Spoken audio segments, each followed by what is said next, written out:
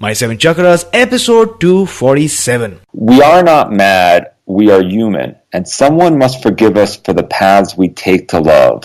For the paths are many and dark, and we are ardent and cruel in our journey. The seven chakras, swirling vortices of energy, positioned throughout our body from the base of the spine to the crown of the head. For thousands of years, this ancient wisdom has been passed on from master to disciple. What are the functions of these energy centers? And could these chakras help you unlock your destiny and find your true purpose? Welcome to My Seven Chakras. And now, your host, Aditya Jai Kumar. What's up, Action Tribe? AJ here, host and founder of My Seven Chakras, the show where we dive deep into the ancient world and to uncover nuggets of wisdom that will transform your life. So if you're new to this show and to the chakras, then I want to welcome you to My Seven Chakras. You are in for a treat of an episode today. But before that, let's listen to one of our Facebook group contributors of the month, Michael. He writes, "Hi all fellow Action Tribe members. My name is Michael. I am from Hertz in the UK. I'm a father to a wonderful 6-year-old daughter. I found AJ and My Seven Chakras after the death of my mum in September. I've been skeptical about many things when I first listened, as I was unsure about what I wanted for myself. I've had bad times since I was 8 when my dad tried to kill me, and I've dragged myself up before, but after my mum died, I felt at my lowest, empty and lost. I've been searching for answers to heal myself through all the pain, but I have actually realized the thing I want to improve most as a person is myself, and to be a great father to my daughter Charlie, a better brother to my sister Jane, whilst being a better person and trying to help others. My journey in self-improvement has only just started, and as much as I wished I had found AJ and the Action Tribe in better circumstances, I feel I found you all at the right time. I am forever grateful for reading your posts, encouragement, healing, friendship, and love." So Michael, thank you for being an active and valuable member of our Action Tribe Facebook group. You make a big difference to our community. Action Tribe, if you like your story to be shared out as well, then make sure you join our Action Tribe group, our Facebook group that consists of supportive members who will hold space for you to share, ask questions, learn, and take action. Every month I select a handful of contributors of the month from within our group, people who inspire, share resources, answer questions, comment, and show their best selves. Who knows, you might be one of our next contributors of the month as well. To join us, visit my7chakras.com/tribe. That's my7chakras.com/tribe. And with that, let's bring on our special guest for today, Ira Israel. So Ira, are you ready to inspire? I'm ready to inspire, AJ. Great. So Ira Israel is the author of How to Survive Your Childhood Now That You're an Adult. He's a licensed marriage and family therapist and professional clinical counselor. Ira graduated from the University of Pennsylvania and holds advanced degrees in psychology, philosophy, and religious studies. His DVD series, including A Beginner's Guide to Happiness and Mindfulness for Depression, along with his sold-out Esalen workshops, have given him a wide international following. So thanks a lot for joining us today, Ira. It's so great to have you here. It's great to be on your show. Thank you so much, AJ. Wonderful. So like we always do, let's begin with some inspiration. What is your favorite inspirational quote these days, and how do you apply it in your life? Well, it's funny. I really love this quote by Leonard Cohen. He says, "We are not mad, we are human, and someone must forgive us for the paths we take to love. For the paths are many and dark, and we are ardent and cruel in our journey." So for me, that summarizes a lot of the things that I teach about, because I say that all we want is to be loved unconditionally, and then we have these egos, these tools, and they're primarily tasked with having us gain love conditionally. So we're basically set up to create resentments and all these things that end up causing our own suffering. So, that quote always inspires me to realize that at the bottom line, most people who are, not sociopaths, really just want to be loved. Mm-hmm. Well, that's a wonderful, wonderful quote right there, Action Tribe. If you think about it, it's really profound. We are not mad. We are human, and intrinsically, deep down, and we're going to explore and talk about our inner child as well. But all of us want to be loved unconditionally, without any condition. That's all we want, to be loved. And we're going to learn what this actually means. So let's begin. Ira, what inspired you to write your new book, How to Survive Your Childhood, now that you're an adult? Well, there's an epidemic in North America of depression and anxiety, and also there's an opioid epidemic. There's really, so for me, as I state in the book, I don't believe that there's some rogue gene that causes people from North America to, suffer from depression. I want to look at the basic underlying tenets that buttress our society, which are capitalism, religion, the myth of romantic love, which I examine in the book, and science. So for me, everything that we consider to be normal right now, in 500 years, people will look back on us like the way we look back on cavemen. Sure.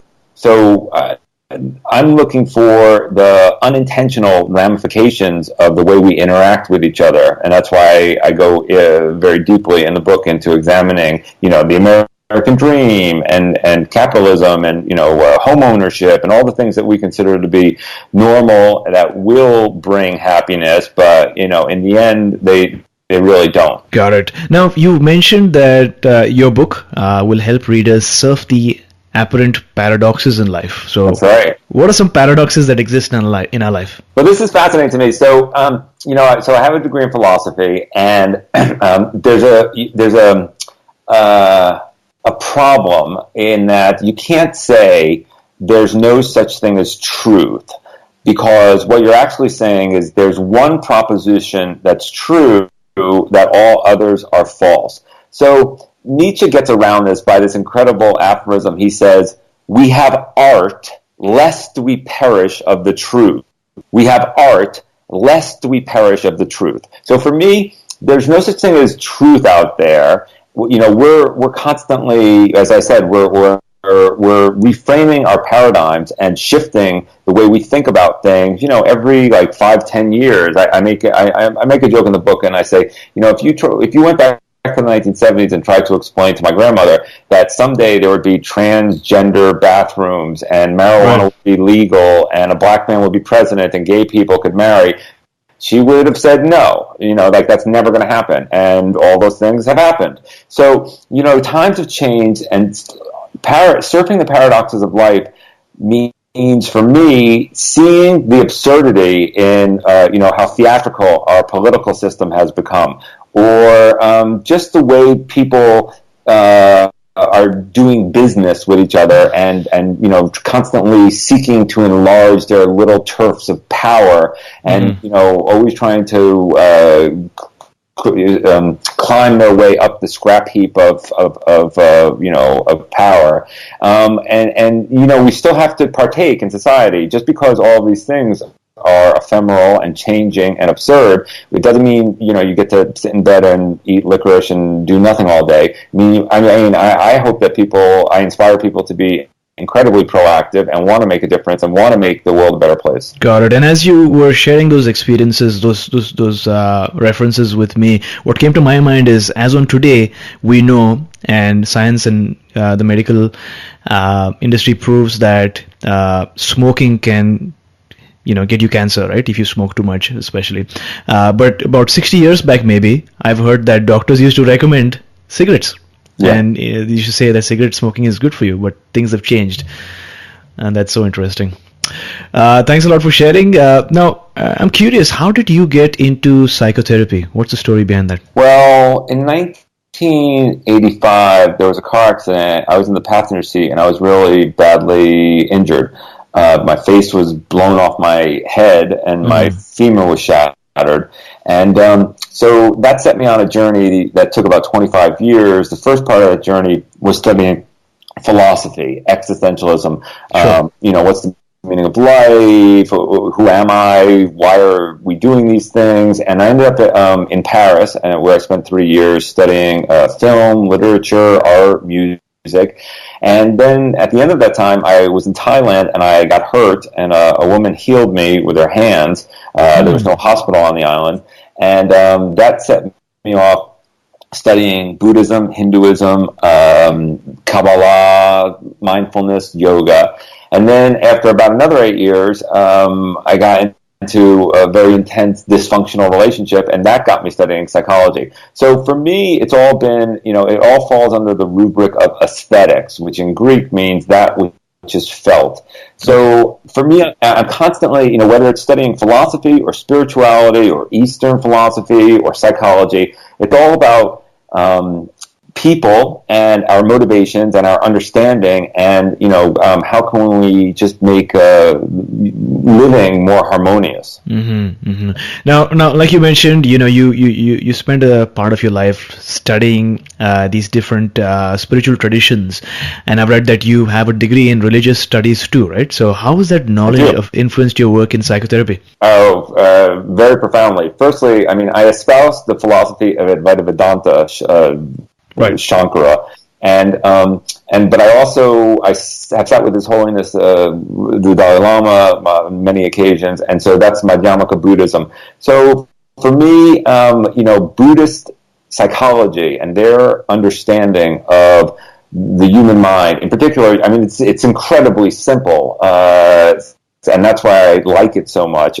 Buddhist psychology, the root of all suffering is desire. Your mind is constantly trying to cling to positive experiences and avert negative ones, and it's the clinging and aversion that actually ends up causing suffering because they don't work.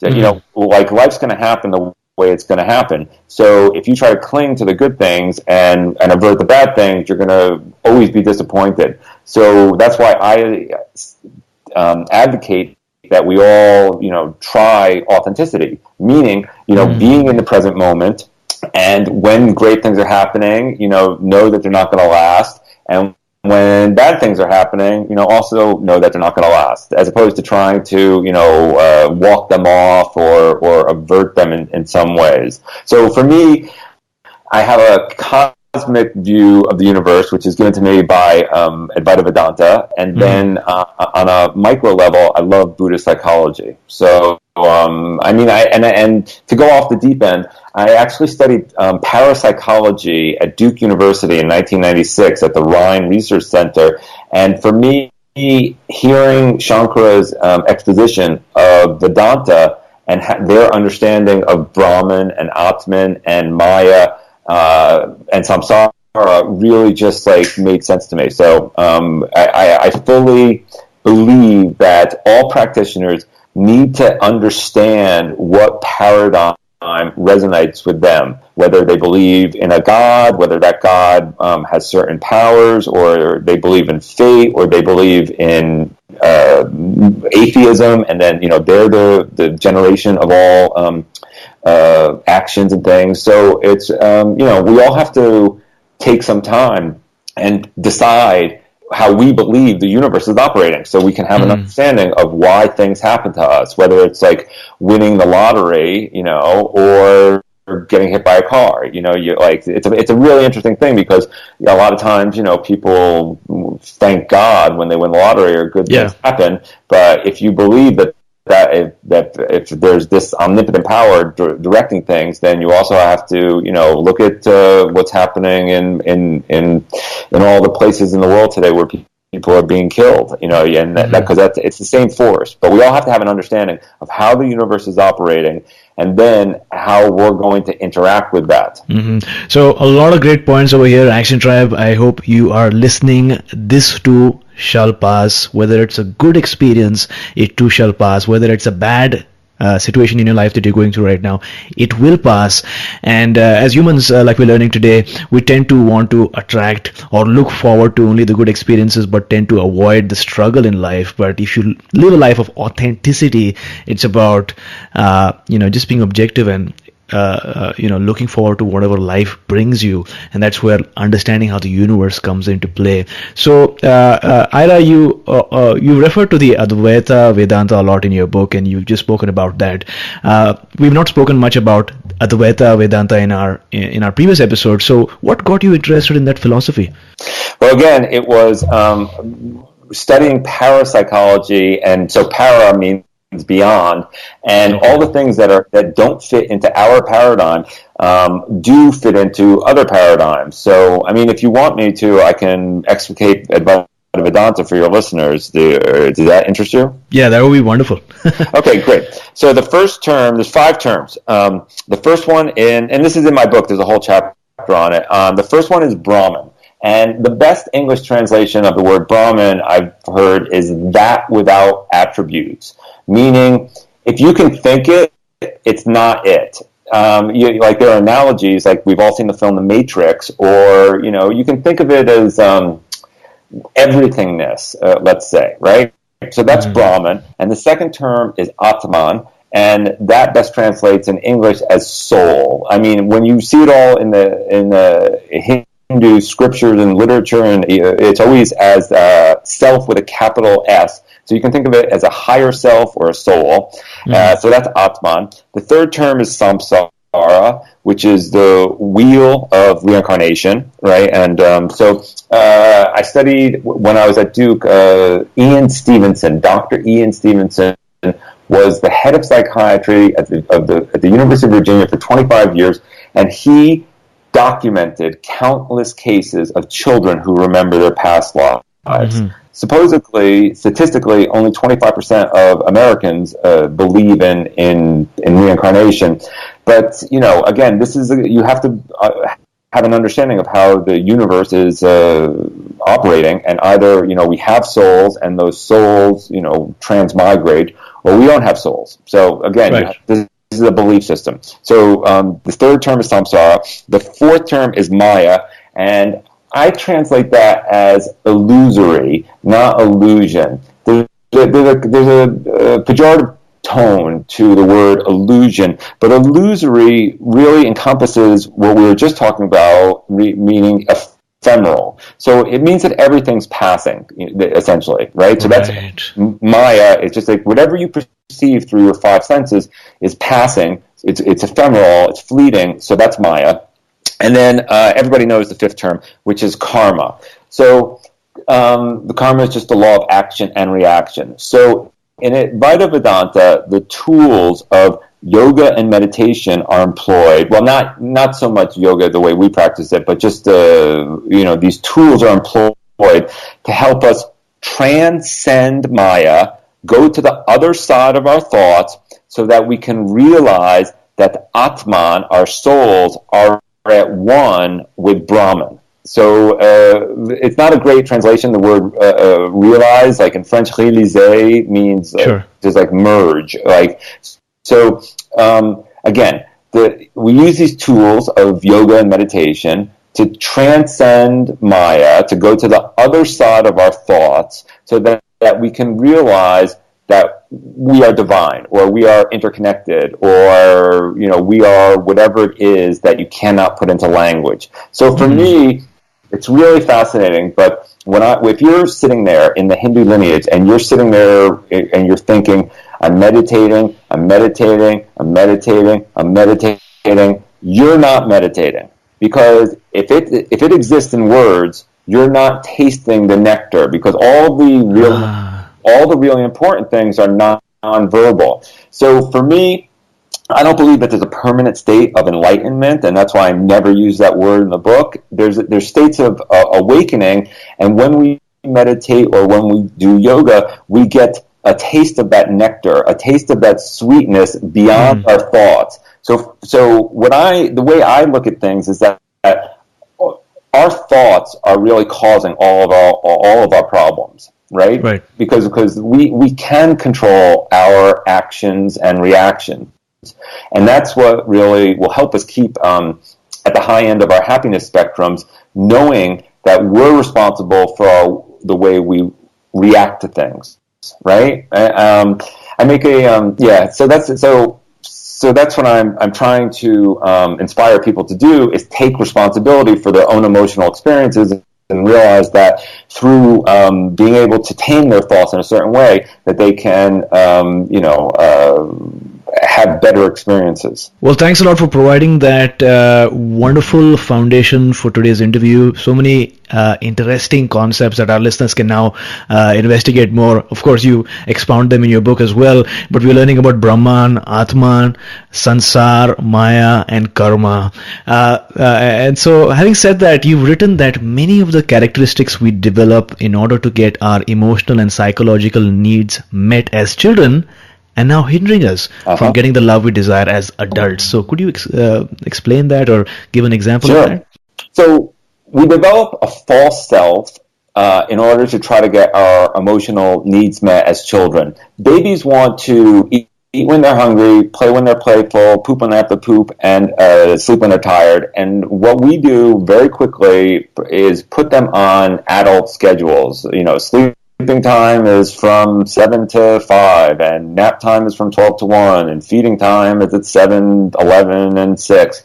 And so these children have to learn to put away their own desires of playing when they're playful and sleeping when they're tired and get on to these adult schedules, because what we're trying to do for the first 18 years of a child's life in America is make it a productive member of society. We're teaching it biology, and we're teaching it math, and it has to, go to school from 7:30 to 3:30 and then do homework. And we really need to totally reevaluate our educational system and the way we're raising children, because the percentage of kids who are stressed out of their minds because of all the pressure on them to get into good colleges is really, it's horrifying when you think about it.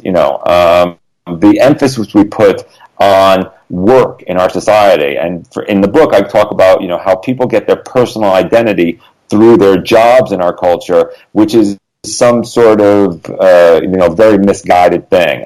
If two guys meet in a bar, the first thing they'll ask each other is, what's your name? Where are you from? What do you do? And it's particularly grotesque where I live in Los Angeles, because people are always trying to, I don't know what the word is, I'll say it very strongly, manipulate or use other people to advance their own careers. So if you're in a conversation and you can see this happen all the time, like if you say, "Oh yeah, my cousin is Steven Spielberg," like everyone will be your best friend, and they'll But if you say, "My cousin is an undertaker," and I like to just sit around and do nothing, people just they really are so obsessed with success, and unfortunately, as I state in the book, that is success on someone else's terms. We have this crazy thing called the American dream, where you own a house and you go $220,000 into debt, and you have a nice car, and you're showing all this exterior stuff to the world, but all those things have no correlation to happiness. So what I'm trying to do is to get people to, there's this beautiful quote that I quote in the book. It's by Bob Dylan. He says, "Success is when a man wakes up in the morning, does what he wants to do during the day, and goes to sleep at night. That's success." So as opposed to taking vacations in exotic places and going to Ivy League schools and having all the measures of success that are making people crazy today, let's reevaluate this definition of success, because the one thing that correlates strongly with happiness is the quality of our intimate relationships, the way we attach to people, and yet there's no classes in our schools on how to have intimate relationships, or how to securely attach, or how to be loving and compassionate. We're just taught to be competitive, and to, you have your best friends when you're in 5th and 6th and 7th grade, but you're trying to get A's and they're trying to get A's, and so you're ending up competing against the people who you love the most. So there's some sort of insanity in the way we raise children, and so I'm taking a look at that in this book. Got it. So Action Tribe, for a moment, think about success. Are you living your life? Do you define success in terms of what you really want, or what society has defined for you? And what we're learning today is, one way to look at it is, success is doing what you want to do when you want to do it. Now, Ira, let's talk about the inner child for a moment. For those who are new to this, who is this inner child in the adult's mind? So things happen when we're children that are often extremely traumatizing. And the way our mind's primary function is to try to stave off potential future trauma. So what happens for most children is let's say they're bullied in the schoolyard, or there's some kind of humiliation or embarrassment, something that feels really negative, and their mind says, wow, that was awful. I am never going to let that happen again, so I'm going to lift weights or become rich or be the smart person or be the sexy person. And we develop our way of being in the world based on those traumas. And what I'm saying is that, as opposed to our wounds defining who we are for the rest of our lives, what I'm espousing is congruence, meaning that at some point in time, maybe when we're 25 or 35 or 45, instead of just being a bundle of reactions, that we decide who we want to be, and then we implement tools to be that person. So there's one quote I use in my classes. I say, we become what we love, and we become what we hate, and both are inauthentic. So what I'm saying is that children see qualities in their caregivers and parents, older siblings, and they imitate them, and and so because they want those people to give them acceptance, approval, and love. And then there's this thing called the individuation process, where the kids do the opposite because they rebel in order to proclaim their individuality, that they're different. And this is so essentially we're this weird mix of conflicting desires that are usually traceable back to our caregivers. Like we want to be like some, and we don't want to be like them also. So what I'm saying is, like, let's take a look at all these things, develop a narrative. Like it's very common in our culture that, like, one parent was aloof or emotionally withholding, and another parent was a little bit maybe smothering or enabling.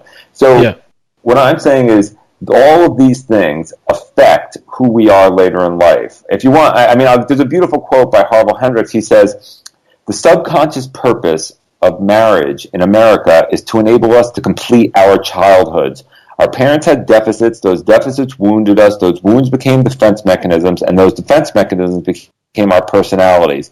And we'll always be attracted to people who can replicate the dynamics from one or more of our primary caregivers." And I saw Marianne Williamson 2 months ago, and she said, and if people around us can't replicate the dynamics, we'll train them to. So we have certain dynamics that we're used to, we get used to, and those are later in life. They're triggers for things, whether they're positive or negative. And I'm saying that, like, all of that is inauthentic. Like, let's really figure out what it'll take for us to show up, be vulnerable, be loving, be compassionate, and be our highest selves. Got it. Now, you also write about the concept of having an authentic connection, right? Since we're talking about childhood and our relationship with the world around us, what is your definition of an authentic connection? Well, for me, once we know our attachment dynamics, whether we can attach securely because our parents provided a loving holding space for us when we were children, that's obviously the minority of children. So once we know that, like, let's say we're avoidant, or we attach insecurely, or we get triggered really easily and we flee, or we're intolerant and things like that. We have to be able to attune to other people. That's one of the components of authenticity. And it's really, I use the analogy in the book of when the orchestra tunes to the first violin. So the first violinist comes out and he or she, plays a note, and then the whole orchestra tunes to that. So that's an analogy. And in psychotherapy, it means eye contact, having the same facial affect, like your cheeks are the same and your forehead's the same, and you're really sitting with another human being and connecting with them with real empathy. Like, you really try to sink in and feel their emotions. So one of the quotes in the book is, "Mirror neurons do not fire via text message." So, all of this technology, Facebook and Instagram and all these things, is deluding us into thinking that we're connecting with people. But there's something about sitting in a room with another person, giving another human being a hug, giving someone a pat on the back, like throwing a football, breaking bread with somebody, that we don't understand how precious that all those interactions are. Like, you can't do psychotherapy via text message. You can't do these things because you really need to be there with the person. Got it. Now, you've spoken about a few factors. You've spoken about texting and being on Facebook, but just so that some of our listeners can visualize, what are some factors that prevent us from having that really authentic connection with somebody in the same room, maybe?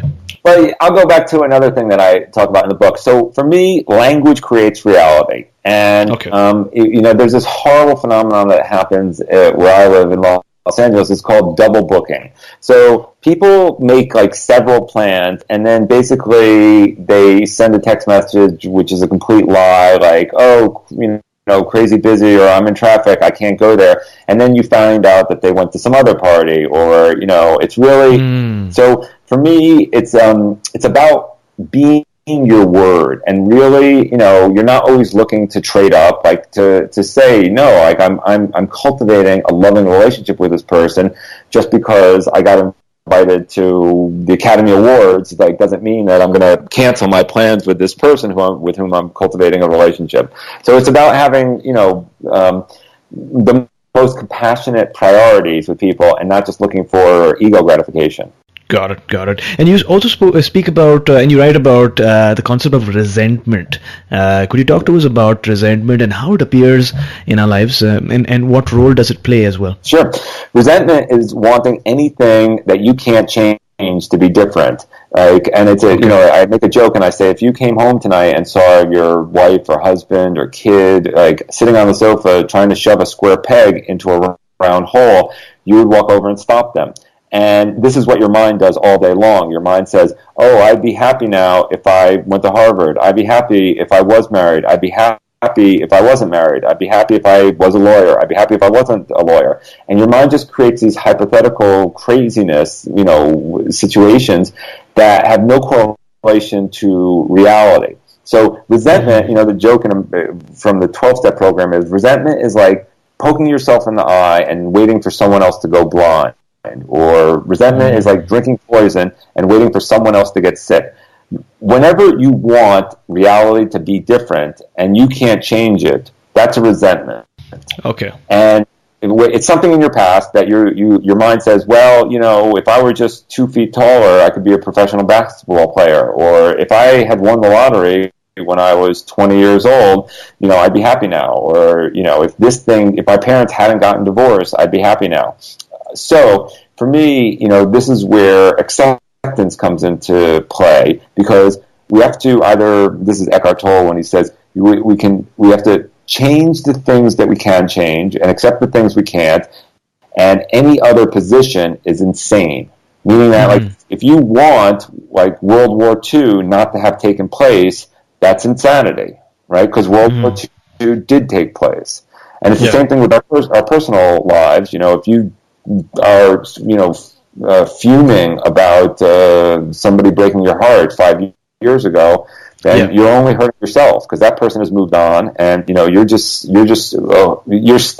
The word ressentiment in French, is again, and sentiment is feeling.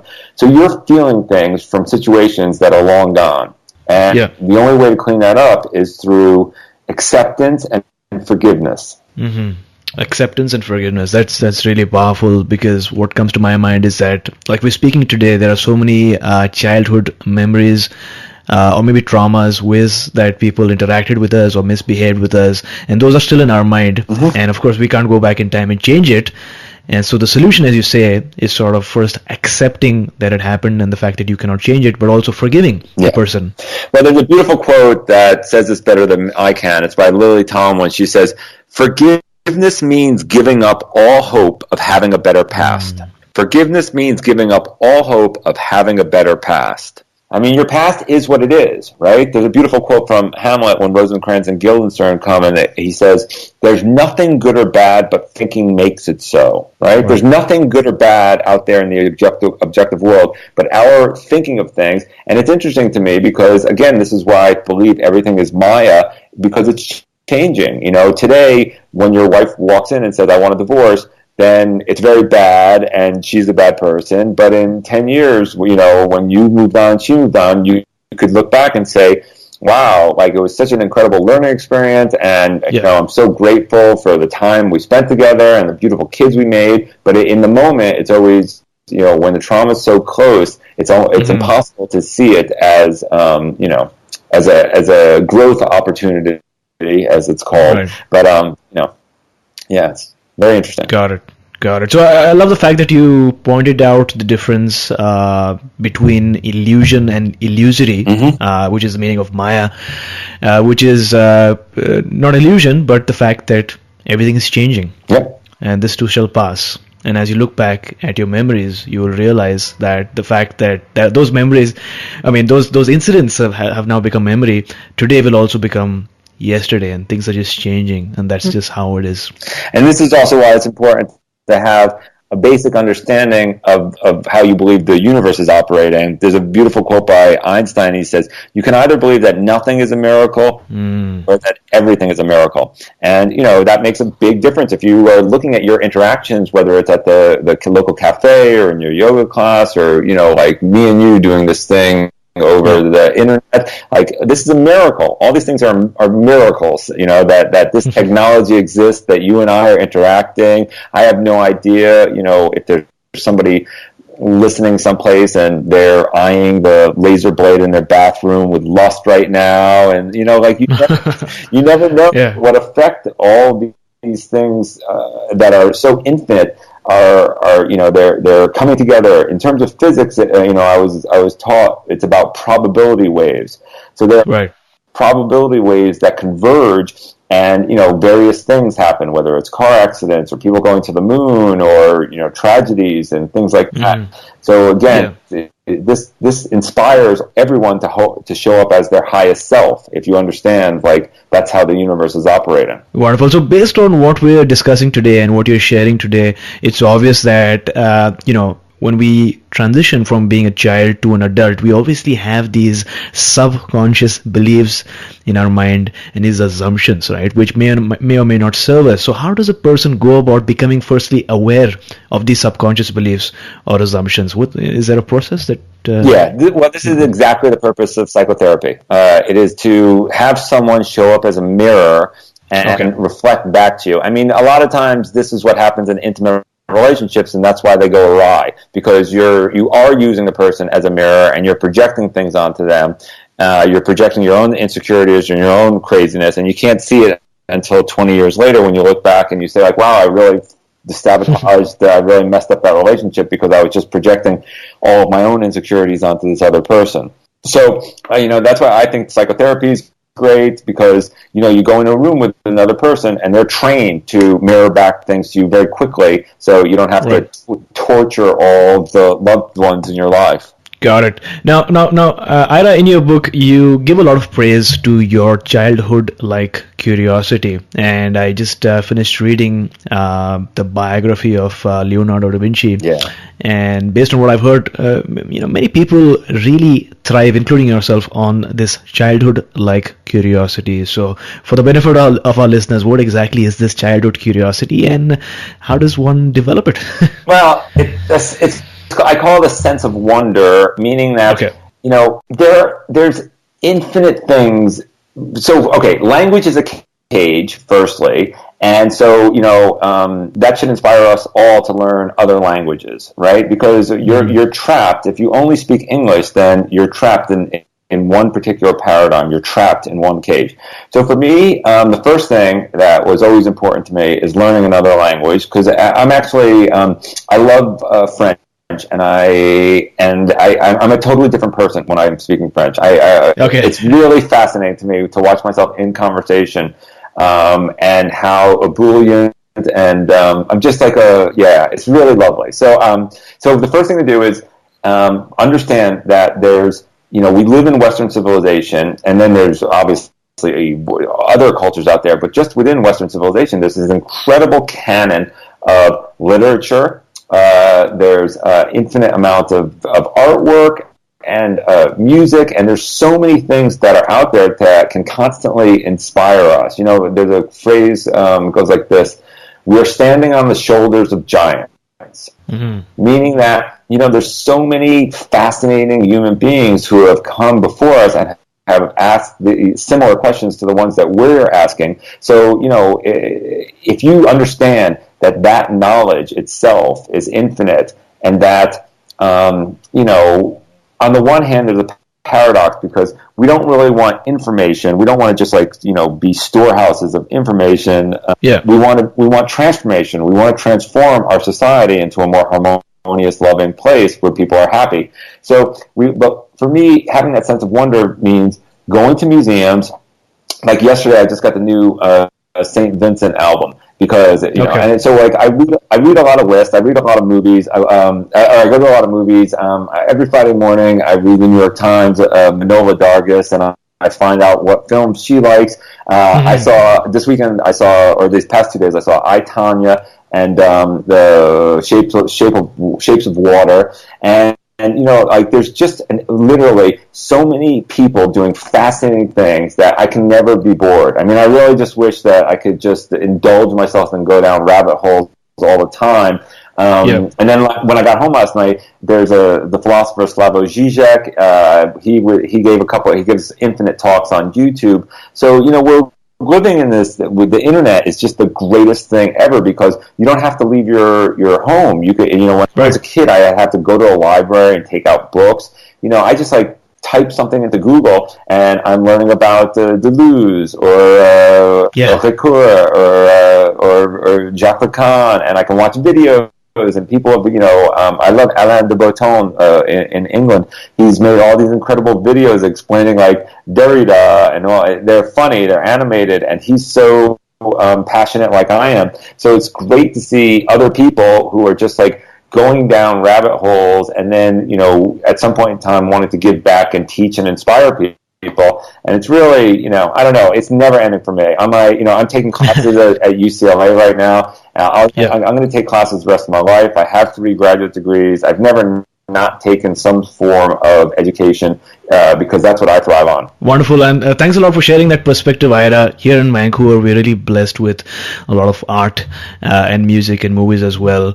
I try to make it a point to visit the Chance Center to listen to some Philharmonic live music, every once in a while, because it really changes my perspective. It exposes me to some wonderful live music and makes me think in different ways as well. And also, ever since I got to learn about The Hero's Journey by Joseph Campbell, whenever I go to a movie, I look at it in a completely different way, so I'm analyzing the movie and understanding, what is going to happen next scene by scene. And, it's so wonderful to just be curious and to be open to whatever art, music, and literature can provide to you. So it's fascinating. And I'd like to propose a question to our listeners today is, how do you think your life can change or will change once you adopt or re-engage with your childhood curiosity? Think about that for a second. And Ira, what is it one action step that you like to recommend for someone listening to the show right now who wants to change their life? If you want to change your life, the first thing to analyze is your languaging. And also, the way we show up for other people is changeable. So that's the first thing, like trying to figure out a new way of saying things, a new way of speaking to some people in your lives where there's tension.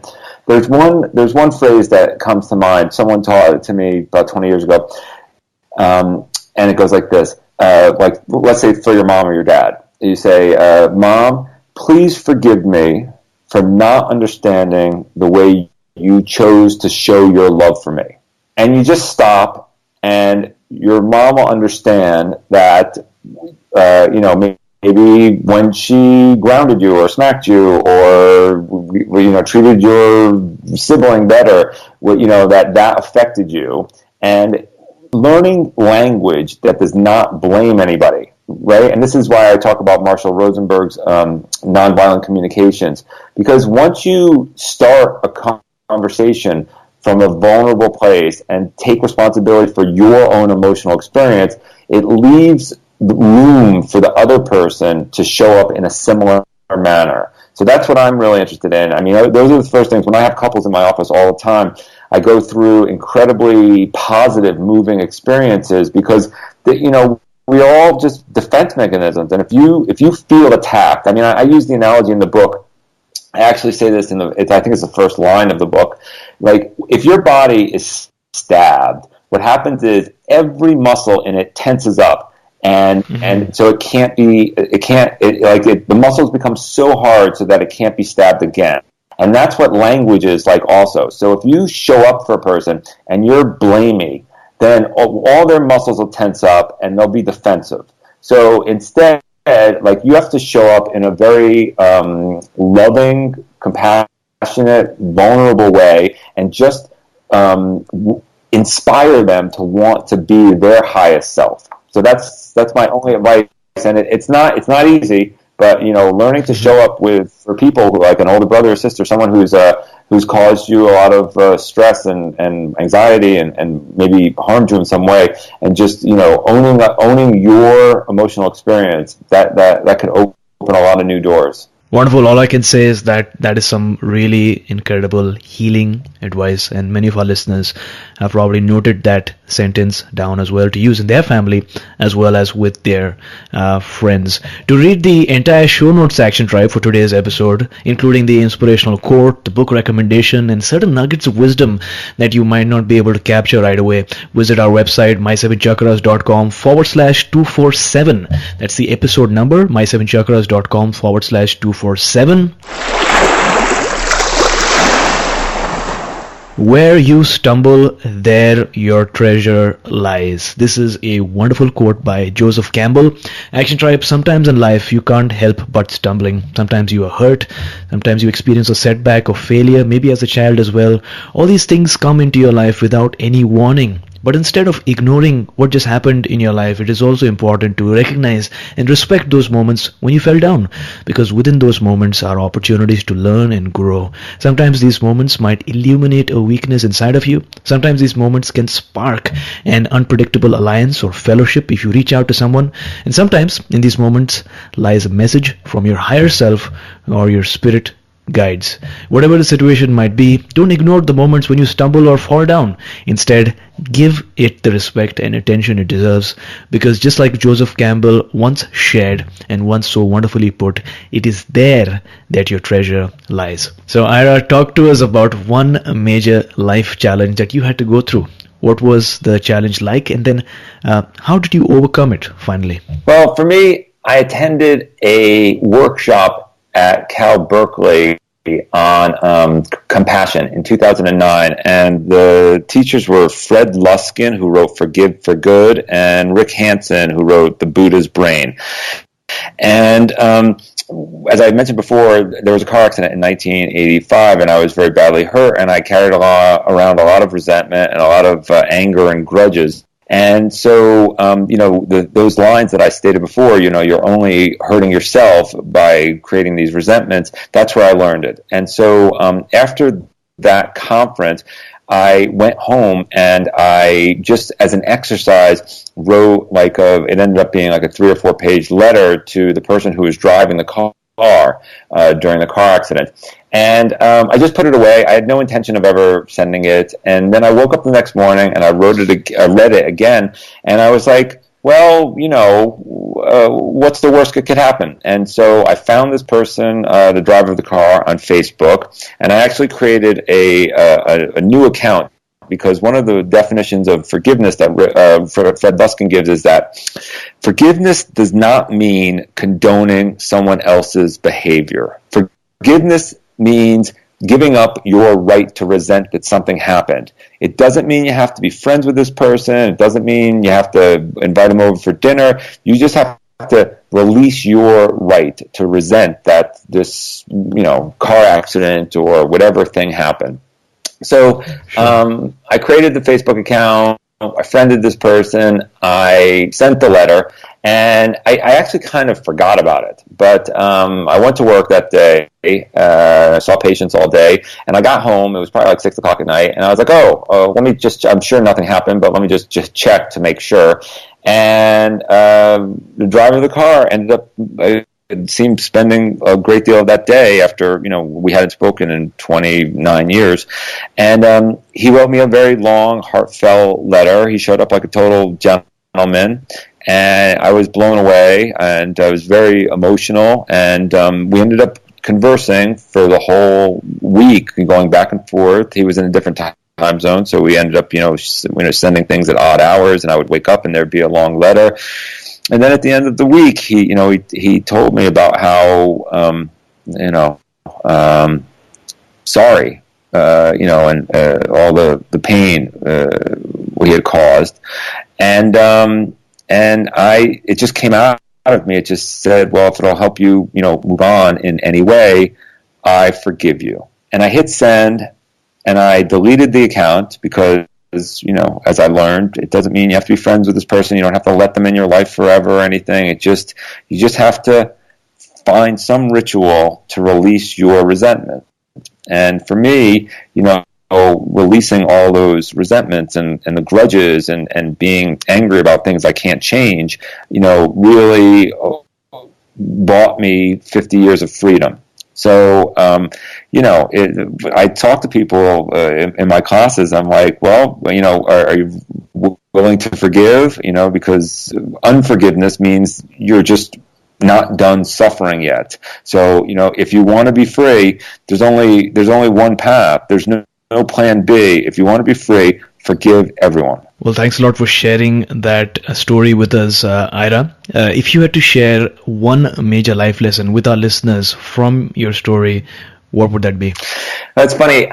So I'm so blessed that I have like Marianne Williamson and Reverend Michael Beckwith and Sting and all these people who love my book and have given quotes to it. But Catherine Woodward Thomas, she gave me some of the best advice. So we were taking a walk on the beach about a month ago, and she wrote Calling in the One and Conscious Uncoupling, and she's just a really brilliant, loving human being. And I told her about one of the situations in my life, and she just turned to me and she said, "Is this the hill you want to die on?" And to me, that's really interesting. It's like, like as an adult person, your mind holds on to these things like this injustice, like I should be paid more, or this shouldn't have happened, or I shouldn't have been fired, or why didn't that person do this? And and so there's a couple phrases that I use in my head that this one I got from Catherine. Is this the hill you want to die on? Like, is this worth fighting for? Because basically you're going to lose, and this is not so. The other phrase in my head was, like, this doesn't matter. Like, at the end of the day, if someone's trying to, get my goat and just exacerbate a situation, I'll just try to deflect it and show up as pure love. And I've been doing that. So,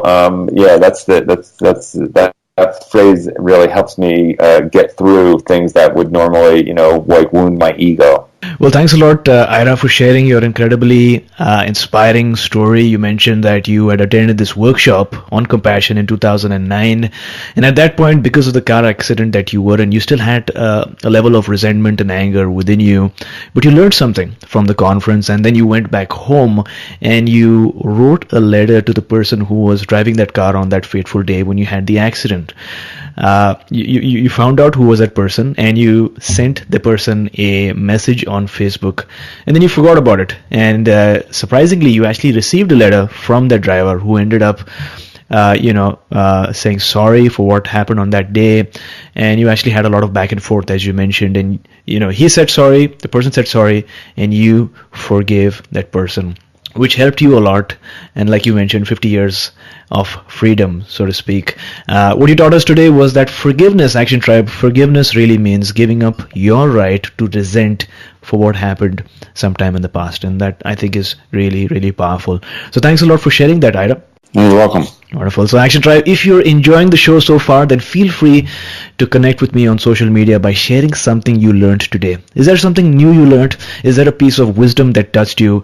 Whatever your post is, make sure you use the hashtags, hashtag my7chakras and hashtag action tribe. Now for a moment, I want to talk about the concept of struggling. Our society has given a negative connotation to the word struggle, which has made people avoid the word struggle and look for shortcuts in life, look for good experience in life like we're learning today.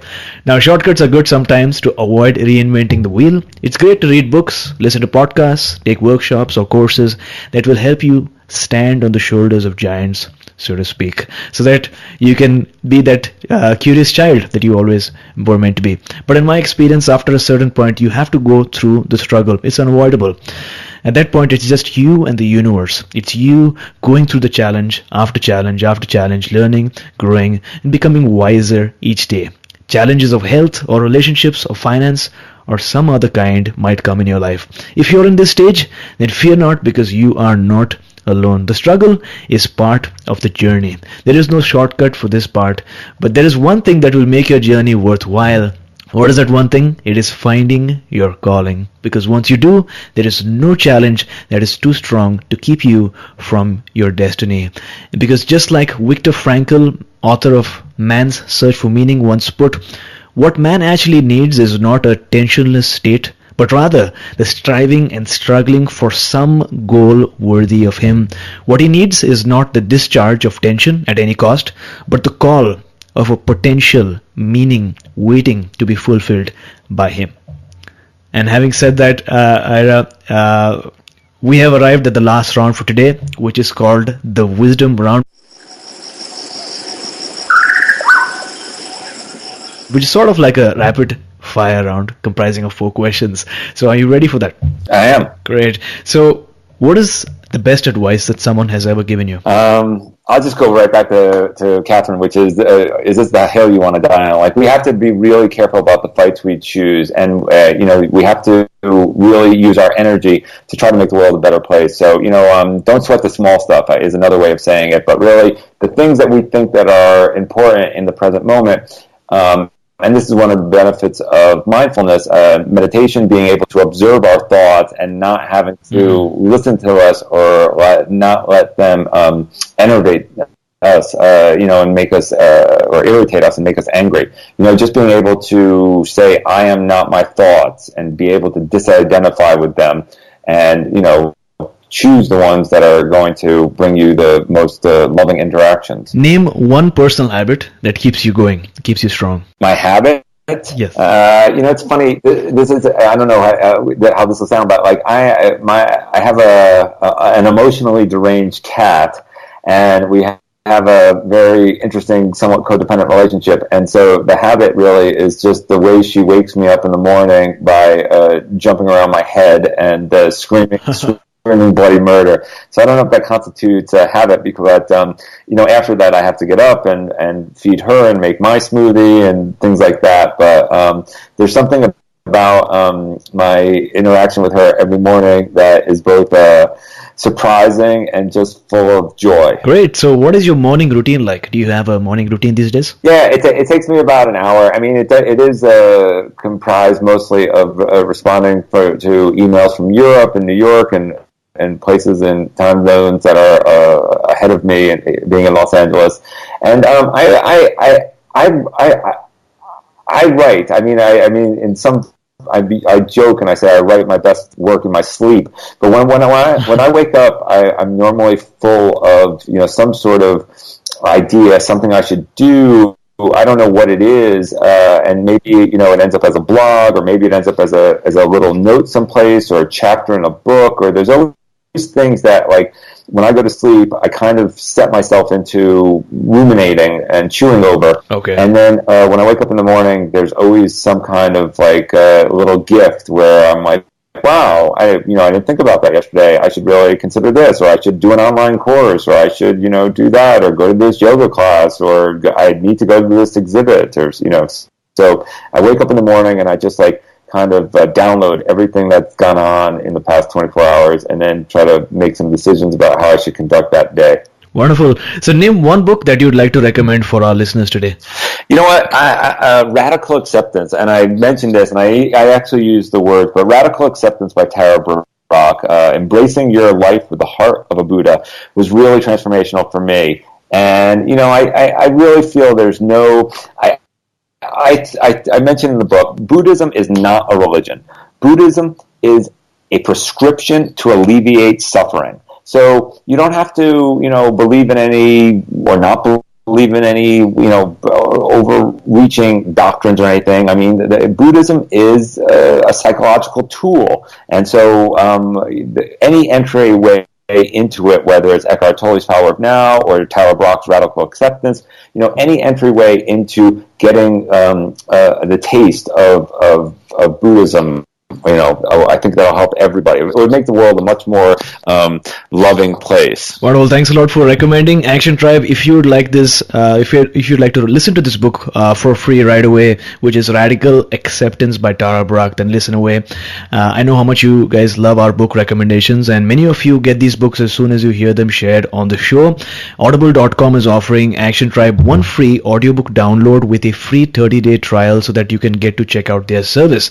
Now, in case you don't know, Audible has over 180,000 titles to choose from for your various devices, including bestsellers like The Chakra System by Anna Judith, Autobiography of a Yogi by Paramahansa Yogananda, and A New Earth by Eckhart Tolle, as well as Radical Acceptance by Tara Brach. To download your free audiobook today, go to my7chakras.com/freebook. Once again, that's our website, my7chakras.com/freebook, to start listening to this book. So, Ira, thank you so much for joining us today. It was a pleasure having you on our show and learning so much from you. Before you go, tell us one thing that you're grateful for and how we can find you online. I am grateful for this time of year because things kind of just thin out a little bit, and it's a really nice time to take a breath. I got up there early this morning. I went to a lovely yoga class. I'm practicing yoga every morning, and it's such an incredible privilege to, you know, and it's also, I mean, for us, it's freezing out here right now. It's like 55. You know, everyone's like bundled up in down coats. But I have to understand, because I grew up in Connecticut, where there's like a foot of snow right now. So, you know, like having lovely weather, having nice meals, and having the ability to go to yoga classes that's what I'm grateful for right now. Wonderful. And how can we find you online? www.iraisrael.com has free videos. You can also go to Amazon Prime and look at all my DVDs for free. And then also on Audible, I've read my book, How to Survive Your Childhood Now That You're an Adult. So, and people are telling me, I've been getting a lot of really nice text messages and emails from people all over the world saying that my reading of my book is really interesting. Obviously I live with myself, and so I don't realize that there's a certain way that I enunciate things, or there's a certain alliteration or the way I speak, but people are liking my reading of the book. Got it. So first of all, thank you so much for taking your time today, even though it's the holiday season, and, you know, like you mentioned, time is really special at this point of the year, for taking your time and, you know, joining me for today's show. I'm sure our listeners are really, really grateful for that. Action Tribe. To learn more about Ira, go to iraisrael.com. You can also pick up this book for free, going to my7chakras.com/free book. How to Survive Your Childhood Now That You're an Adult is available on Audible, and of course on Amazon Prime. You can listen or watch more of Ira's stuff. So Ira, thank you so much for coming on our show, talking to us about our inner child and taking us one step closer to a human revolution. Thank you, AJ. You were listening to My 7 Chakras. Go to mysevenchakras.com. Download your free gift, get inspired, and take action. Transform your life today.